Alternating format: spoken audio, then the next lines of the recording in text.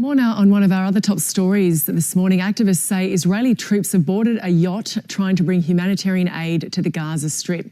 Francesca Albanese is the United Nations Special Rapporteur on the situation of human rights for Palestinians in the occupied Palestinian territories. And Francesca was communicating with the crew on the flotilla before losing contact. And we have Francesca joining us now. Francesca Albanese, what were the crew telling you when you were speaking to them? Hi, Gemma, and hi, Australia.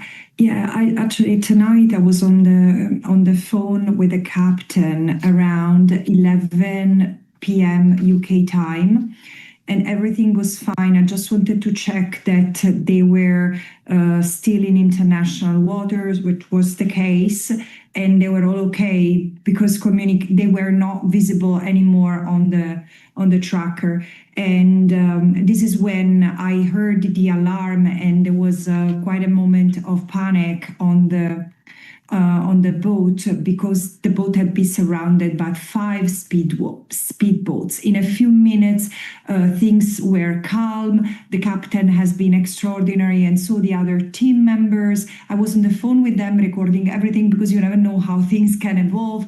But and they said, call me if anything else is needed. And then I received another phone call, and there was much more anxiety. I could hear in the voice of the captain and the others because the boat was surrounded by drones.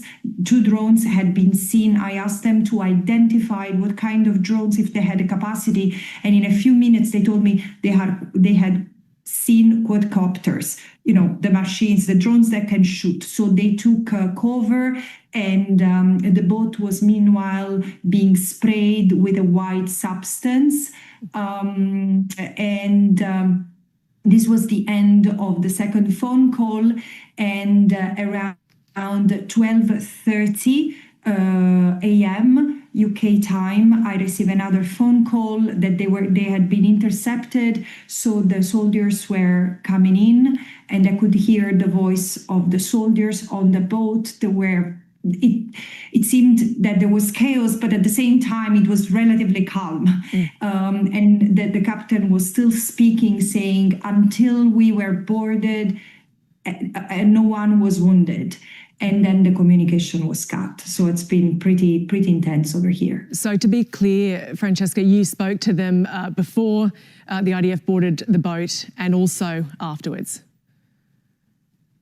Not afterwards, as they were boarded. As they were boarding, yes.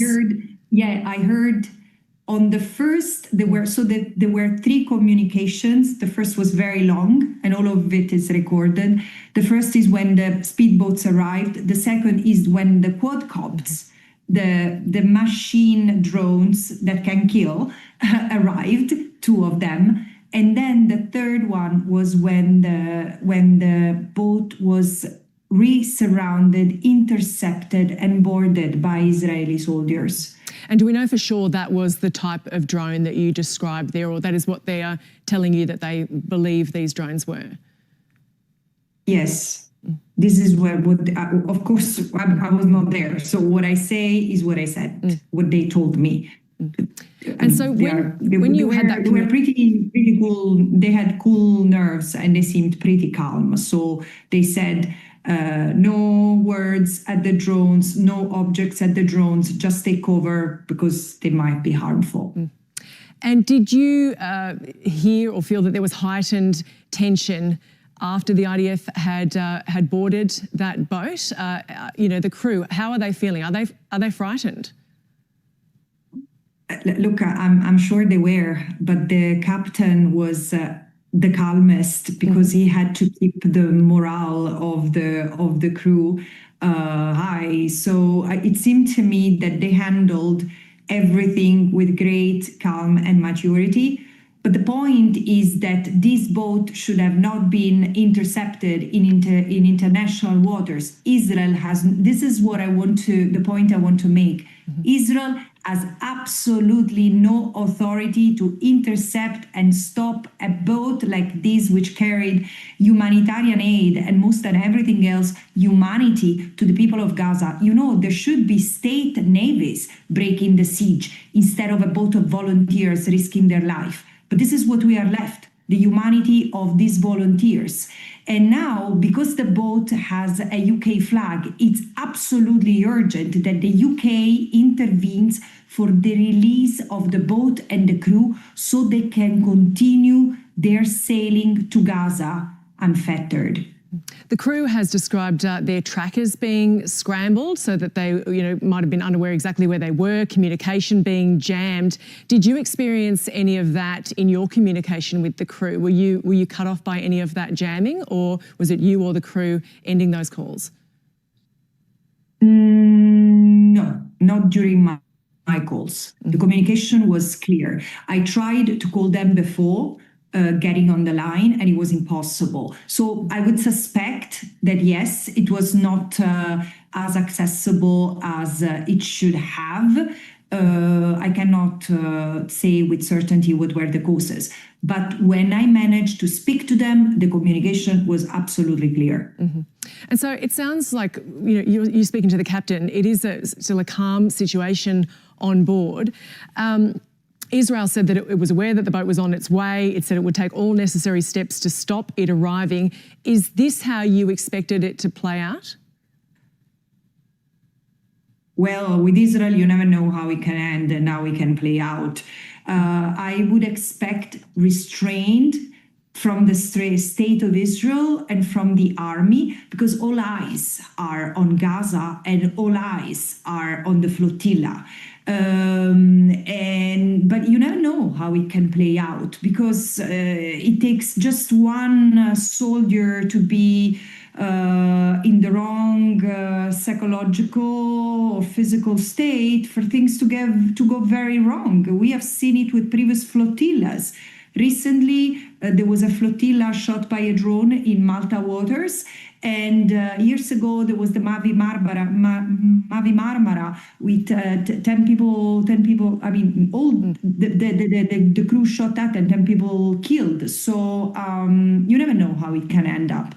But again, the important thing is that from an international law point of view, Israel has absolutely no authority to stop the flotilla. So it must let it go. It cannot withhold it. Israeli media has reported that the military plans to seize the ship, take it to the port of Ashdod, arrest and deport the crew. Is that how you or the crew expects that this will now play out? These will be the next steps? We know that this is what's happening, because, I mean, probably what it will be done was to take the boat to Ashdod and say, yes, we will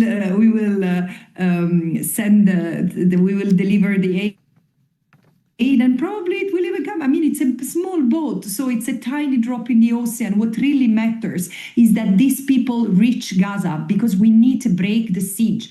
I insist, the siege is unlawful, and it's unlawful for all member states who have, among others, the obligation to prevent genocide. What is Italy doing to prevent genocide? What is Australia doing to prevent genocide? I can tell you, pretty much nothing. And while it will take time to investigate responsibilities of member states who have not taken all measures necessary to stop the genocide, the question is, why this boat is so dangerous? It's precisely because of the precedent. But in my view, considering the momentum and considering the disgust of the people for what Israel is doing with the connivance or complicity of most Western governments in the global minority and some in the global majority, I just hope that more flotilla will sail toward Gaza and will break the siege. Israel rejects claims of genocide. It's being examined by the International Court of Justice, yet to make any ruling. Do you think it makes a difference here in this situation that such a high-profile person in Greta Thunberg is on board the ship?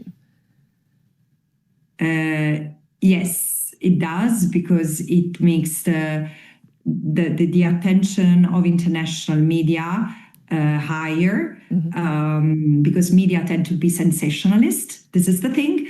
Why do I say that? Because over 600 days of genocide, and there is a wall-to-wall consensus that is mounting among genocide scholars. It's not just me 1.5 years ago denouncing genocide with other UN independent experts. There is why do you mention Israeli government refusing? Why don't you mention? Well, it will take years to examine, and it is extremely difficult to prove. All the Israeli scholars saying that is genocide.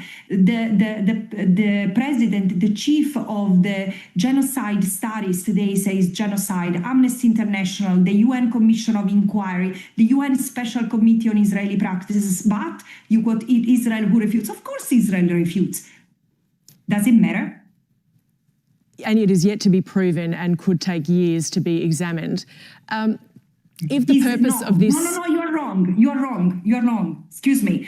It doesn't need to be proven in order to trigger the obligation to prevent. There is an obligation to prevent genocide, and it cannot wait an international tribunal, because an international tribunal, as you rightly say, might take years, and we cannot wait for the genocide to be completed before intervening. So, excuse me, as of January 2024, your state, like my state and all others, are obliged to prevent genocide. So the question is, why are you still mentioning what Israel says instead of mentioning the International Court of Justice?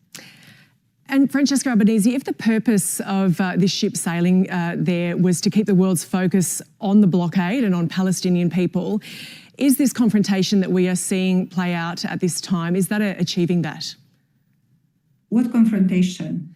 This confrontation of the IDF boarding the ship and it being so you taken... mean this incursion, this unlawful incursion in international waters. This is not a confrontation. These people were peacefully carrying aid, including food and medicines, unarmed. I asked them, can you put an helmet on? They didn't even have helmets, you know? So this is where they are. They said, we just have life vests. So you talk about confrontation. This is not a confrontation. This is yet another unlawful act of an unlawful occupier. I want to remind the Australian people that in July 2024, the ICJ reaffirmed, in fact, that the occupation is unlawful and must be ceased totally and unconditionally. And the General Assembly said by September this year. So Israel has no right whatsoever to be in Gaza, in the West Bank, and East Jerusalem. Just to be precise on the international law saying on that. Francesca Albanese, thank you for speaking with us. Of course, my pleasure. Francesca Albanese is the United Nations Special Rapporteur on the situation of human rights for Palestinians in the occupied Palestinian territories. Reiterating there, though, Israel rejects those claims of genocide made during that interview. We have reached out to the Israel Defence Forces for comment on this story, and we are yet to receive a response on that.